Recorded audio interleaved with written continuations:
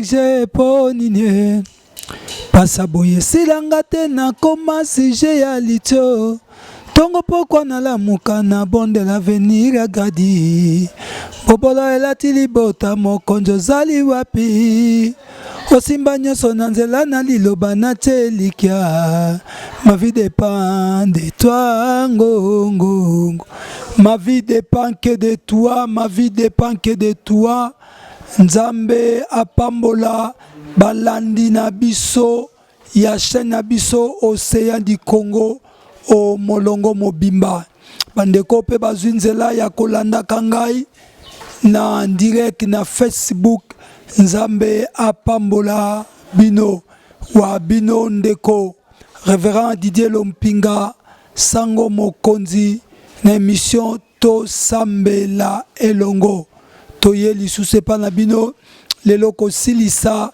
dernière partie ya mateya otobandaki na bino natina na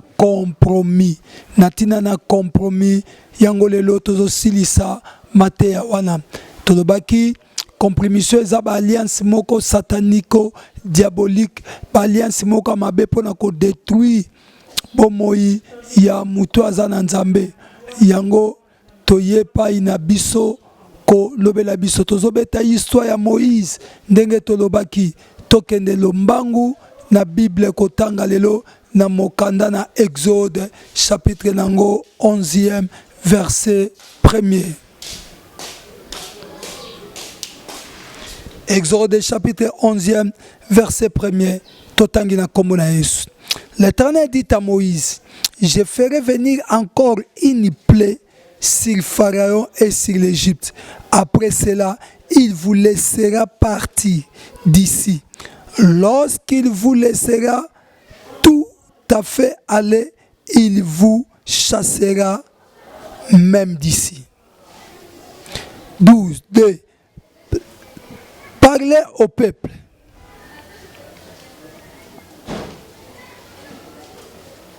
Tosukaka wana ndenge Nzambe achebiso. Mokanda na Exode chapitre 11 verset 1er. Totangi 1 tozui 2a tolobi parler au peuple. Ça dit compromis eze loko ya mabe na kati na vie ya mutu. Ndenge Bible lobi na biso la nouvelle alliance. Les mauvais compagnons corrompent les bonnes mœurs. Moïse Nzamba a payé mission pour Abima. Dieu a endurci le cœur de Pharaon pour nous commander un miracle en Nzambe. Mais Pharaon a lobi na Moïse basala boyokani. Basala boyokani. Boyokani a basala ngopoani. Po makambo Nzambe alobi na Israël ekokisama te. Tomone comment Pharaon alobi na Moïse bino mibali bokende ka basi batikala. Moïse aboy. Apa biso na Moïse bokende bino ale biboye na bino bitikala. Moïse aboy. Nzamba ye koloba siko na Moïse. Etikali na pota moko etikali na frappe moko. O il faut na sala. Et na yango Pharaon ako libéré bino mbangu akobenga na bino. Wane koma ki na 9e plaie, 10e plaie Nzambe azo préparer yango bien-aimé. Boyokani soki mutu ayokani na muninga na ndenge ya mabe e apotaka malédiction kake pa mutu te me na famille na génération nyos.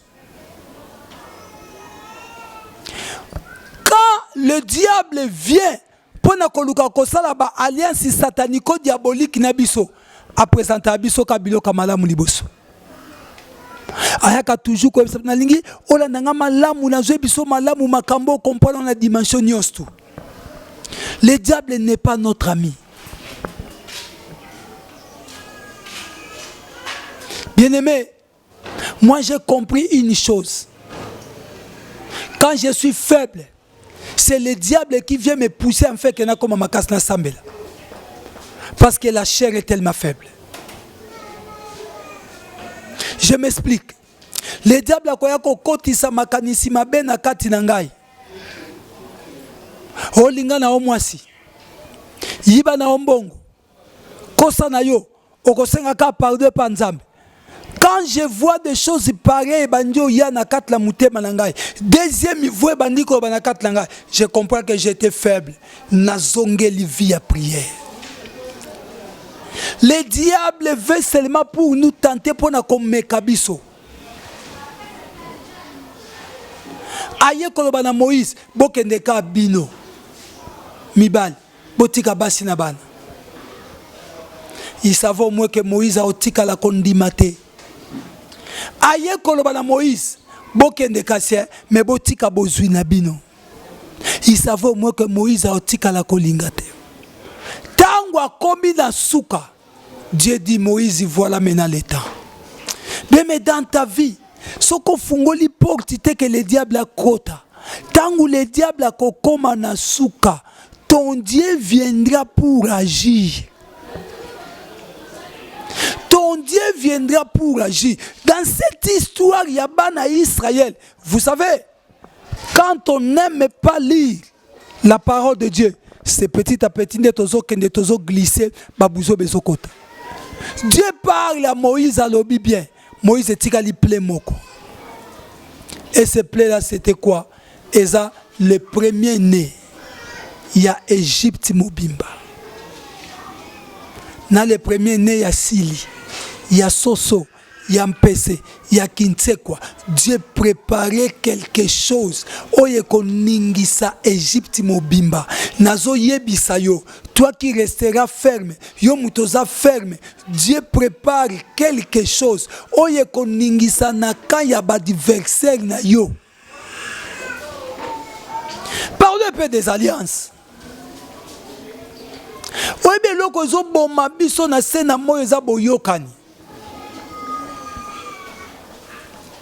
Tanzamba sabiso ngolu tozo zongela be mission na biso nyonso na déconfinement ozoya nous croyons que goya tokoloba maloba o na ba mission na biso ba cri du cœur.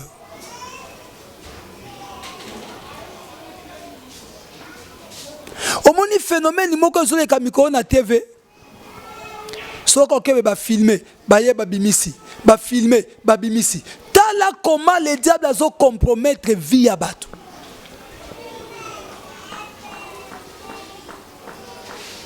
Lokola batu bazo kelengi ba mona kamitakala batu na TV.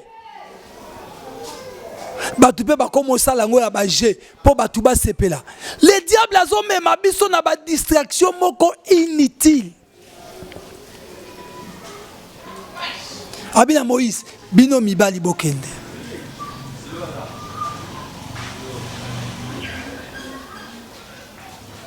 Bokende kasi bino botika bozwi na bino. Les alliances détruisent.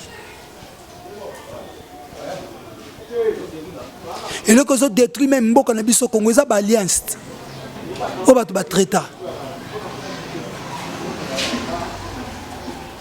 Oyebi ba to belé ba traiter alliance na Satan na yemo comme personne sans le savoir.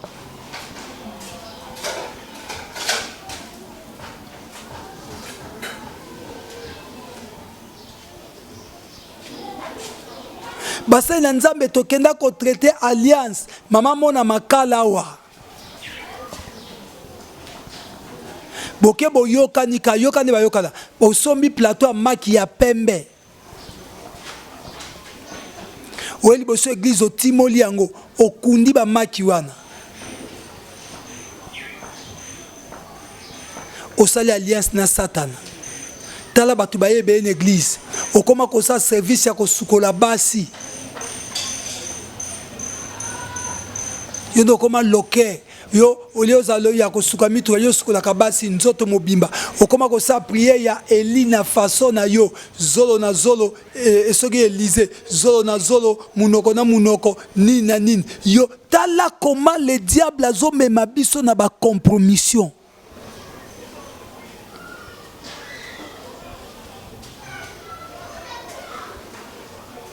Ndeko moko aza na mukanda azui mukanda mwasi mwaza mukanda te basali faux mariage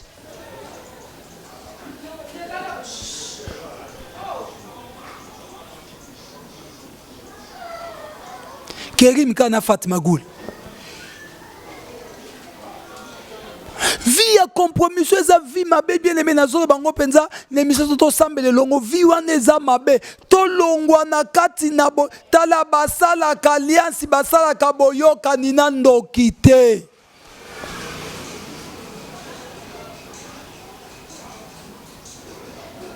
Yo nzambe no asala ka na jiwa na rouge na mungwa na mai na mafuta. Baby sa même mission ya nzambe. Tozo compromettre vie na biso na ba bêtise. Je parle de ça parce que nous parlions de l'exode. Ba yokanite. Moïse aboko yokanana Satana. J'aime Moïse. Il a dit non. Vous savez, muto ya yoka maloba na nzambe, muto ya yoka mungongo na nzambe. Voilà le problème. Parce que lelo, mutu pe akola mukanaye. Alamugi na tongo, akomi prophète. Alamugi na tongo, akomi pasteur. Alamugi na tongo, akomi évangéliste. Alamugi na tongo, akomi apôtre. Alamugi na tongo, akomi docteur. Na voix ya nani nzambe na ngai. Mutu yoka mungongo na nzambe, mutu yoka maloba na nzambe, a comprometaka vie na yete. Je parle de Moïse comme un leader. Un leader qui peut compromettre vie na ye, a compromettre vie ya batu nyonso nzamba pesa ya kamba. Papa nandaku, tu compromets ta vie, o compromettre vie ya bana yo, ya famille nzamba pesa yo. Maman nandaku, oso compromettre vie na yo, o compromettre vie à moubel na vie à bana yo. Yaya, professeur, préfet, pasteur, président de la République, o sali alliance nandoki, o compromettre mboka na yo. Yango ba mboka na biso marché parce que nos autorités bate kamboka basala alliance nandoki moi mais nazo yebisa yo le diable apesa kabombi loboko musuna sima mais notre Dieu quand il lui donne abomba kalisuna sima te yo kanga vina yo sala alliance nanan nzaba bila Moïse etika na plemoko etikali na plemoko on a kobimisa bino bien-aimé. Yo muto ndimi souffrance, yo muto boy compromission, yo muto boy compromission pardon, yo muto boko sangana ndoki, oboko sangana Satana, oboko sangana kobo, oboko sangana moibi, oboko sangana lokuta, oboko sangana makambo mabe, nazo yebisa yo, etikali ple moko, oyo nzambe azo linga beta banguna na yo, po etika sango. Pourquoi les mensonges? Ils ont rongé mon okonabisoboy.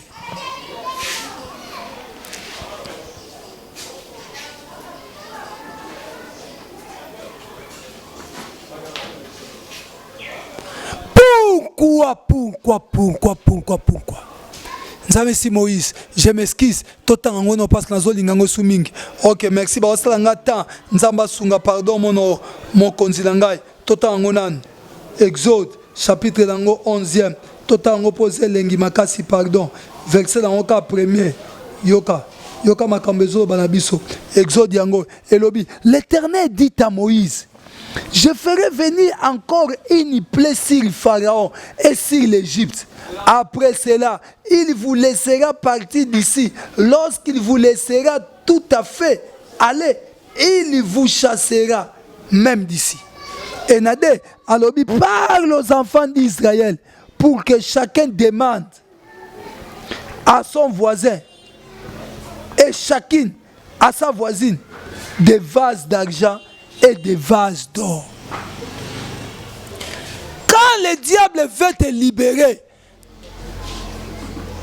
à côté qu'il y a une dernière frappe, et puis quand Dieu viendra pour ta délivrance, à kokamata mutema ya Satana, à kochabiloko o Satana zaki na ngona maboko na yo. Quand le diable veut te libérer, a libéré au pambate, a copé ça on a présent, oh que ne quoi adorer la ngonzambe. Il reste encore un plein. Le papa congolais, non, moi je suis pasteur. Congo, il y a encore un plein qui reste. Quand le diable va frapper, non, je m'excuse. Quand le Seigneur va frapper, c'est pour que Congolais nyoso asepela azane sengo. Bien-aimé, qu'on dit ma compromission te. Parce qu'après compromission, il y a la mort. Mais quand tu persévéreras dans de bonnes choses, il y a la vie. L'Éternel Dieu va te couvrir de bonnes choses. L'Éternel Dieu va te bénir. Il y reste encore une plaie que l'Éternel Dieu est en train de préparer afin que obima na boumba satana na esengo munene na esengo makasi na koganga esengo. Je te parle comme un serviteur de Dieu. Ezesunata mulaite pose la délivrer. Congo Ezesunata mulaite pose la délivrer. Mais bateau basaki balliance, ils vont pleurer. Bateau basé balliance satanico-diabolique pour détruire vie nao bakolela. Même ton père, même ta maman. Nazolo balikambo mingi na mater. On va prêcher ça, on va parler de ça. Vous savez, Joseph. Vio Joseph alekisaki. Vio Joseph alekisaki. Vio Joseph alekisaki. Ce que ça léon à l'église. L'église, la gloire de l'Éternel. Joseph Azandoki. Comment Makambouela Akayo. Voilà comment nous préjugeons des choses. Mais Israël, Nzambe Mutazo me mabango malembe pour na faire éclater gloire naye na kat en Égypte. Accepte encore la souffrance. C'est pour un peu de temps seulement. Il reste encore une plaie. Oh Nzambe azoya ko beta pour yo. Osa la délivrer. Est-ce que kanga mutema te? Nebi ke passe sous makasi ozo kokalisute. Pardon, cordon kabouya. 2 minutes kaka. Nebi ke passe za makasi o kokalisute. Nebi ke kolele komi mingi. O passe leki. Ozo sanga même mafuta. Ozo sanga même elamba. Ka pona nzambe. Etikali ka ple moko nzamba linga beta. Po mona nkembo na ye. Komo na pas cité. Etikali ke loko moka etikali. Po mona nkembo na nzambe. Etikali ka ne loko moko nzamba linga sa. Na kati na kaba yina yo. Po mona loboko na nzambe. Ko se laisser te. Ko se laisser faire te. Ko lâcher prise te. Etikali ka ne loko moko on nzamba lingia sala afin que yo mona nkembole ndeko na ngai mi batela mi fimpama yo kali susu kimia etika kanelo moko nzamba lingia sala nzamba komi pre yako sala sembola loboko butwa lelo ngana mona yo sembola loboko etika likamukie loboko na nzambe sembwama. Nazo sengo na patience. Kokota na compromission te. Persévérer toujours. Persévérer toujours. Est-ce que toko sambela elongo na bato balinko sambe elongo na ngai to senga nzambe persévérance to mitika te na via compromission to boneli nzambe na kombo na Yesu Masia na ngebeta maboko place ozali ozo sambela loba nzambe na eko senga yo opesa nga makasi na komi faible ta na komi pembeni ya ko céder na komi pembeni na céder na via compromission na komi pembeni na lingela nga mubali yo po passer leki na komi pembeni nzambe na nga na céder via ngo na zoko kasute na lingi nzambe na yiba na nga na ina sa sona kindoki nzambe vie za malamu te mena oye bisonde ko na ngai etikali ka ple moko po mona nkembo na nzambe tozo bondela nzambe alola Seigneur Dieu yo papa Seigneur Dieu yo nkolo yondo ko sa bisongolu tozo bele pa no parce que nzambe yonde papa pesa biso makasi nous voulons persévérer mais makasi ezate les diables nous maltraitent azo mema biso na ndenga mabe nzambe toye pa ina to boyi via compromission parce que ndoza papa pesa biso ka makasi nzambe na ngai to kokate poto za ba ya yo biso to kokate nzambe to yepa ina yo Yahweh kolobikisa biso kolo kamba biso, kolo zala papa na kati la biso, tokoka te ndeko yembi makasi pe mayele nyonso eutaka epai na yo nzambe langa toyepa elo ndeko tosambela elongo na nkolo, tosambela elongo senga makasi kouta epai na nzambe. Tata toi na besoin na yo, toi na besoin na yo, toi na besoin na yo, nga naza na posa na yo, pepe na yo baza na posa na yo. Pesa biso makasi, pesa biso mayele, pesa biso makasi, pesa biso mayele, toi na posa na yo nzambe. Toza vraiment na posa na yo, toza vraiment na posa na yo. Papa sunga biso, papa sunga biso, papa sunga biso. Yahweh, Yahweh, Yahweh. Tozo bela o sunga biso nzambe. Pasele ki Yesu Masia, tozo kokate, yo de sunga biso, toye pa ina yo nzambe, toye pa ina yo. Voilà comment les diables nous maltraitent, voilà comment les diables azo sala biso, mais toye pa ina yo. Nous savons que nzambe, malgré la durée de la nuit, le soleil apparaîtra toujours. Olobi na biso etikali ple moko, etikali ple moko. Toza wana nzambe lokola bakik, toza laka nzambe na poste. Ya toye pa ina yo. Nous voulons persévérer, nous voulons persévérer, nous voulons persévérer au nom puissant de Jésus-Christ, au nom puissant de Jésus-Christ. Ndekola bando beta maboko, banda ko boya toute sorte de compromission, banda ko boya toute sorte de baposa mabe, o le diable lingo sa alliance tobo ina kombo na Yesu Masia, nazo lingo sambe longo na biso, to sambe le longo, to sambe le longo. Toeko bebisa, toeko buka, toeko longola, toeko bebisa, misa nyonso satana, yawe nanga, alliance nyonso le diable azolinga ya nango, poto compromettre vie na biso, tozo bebisa yango, toeko bebisa yango, nyonso le diable alingi nzambe, po vie na biso ebeba, toe nzambe nanga ko bebisa, toeko bebisa, ko buka yango ko boya, toeko boya. Moïse refusa d'être appelé le fils de la fille de Pharaon, à cause ya gloire na yo, à cause na yo, nzambe à cause na yo.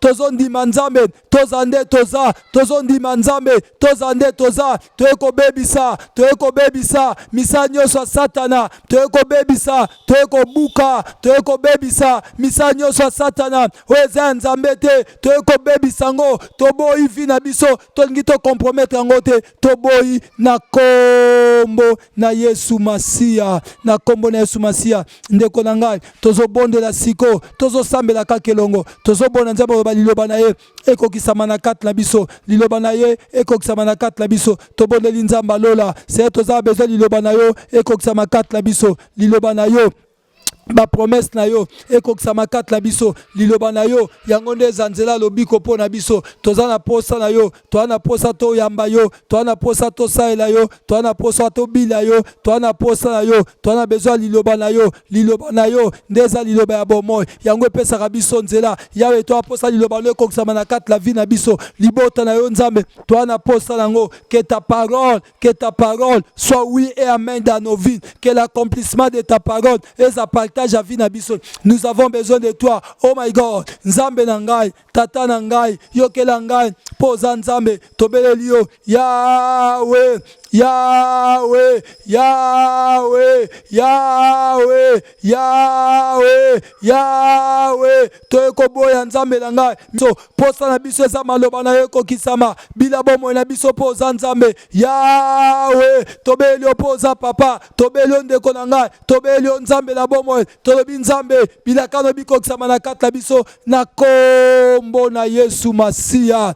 Tendre Père, lelo nde tosisi le sambo oyo ya compromission, maloba na yo oyo epesi biso nzela ya koloba lelo ke tikali ple moko, afin ke tobima pe olobi tosenga biloko epa monguna po baprepare yango malamu bapesa biso po to adore. Tozondima ke tobimi, nalingi ndeko moko nde aza na aloba 3 fois nabimi, come on, nabimi na bowumbu ya satana, nabimi nzambe pambolama na kombo na Yesu Masia. Tobenir yo mutolandi biso en direct, nzamba pambola. S'abonner na chaîne oyo Océan du Congo, s'abonner na chaîne oyo okokuta makambo nyonso ya bonzambe na katikuna. Tika nzamba pambola. Obenga biso na numéro na biso 09 98 74 29 07. Tokutani na mikolo koya Bayo.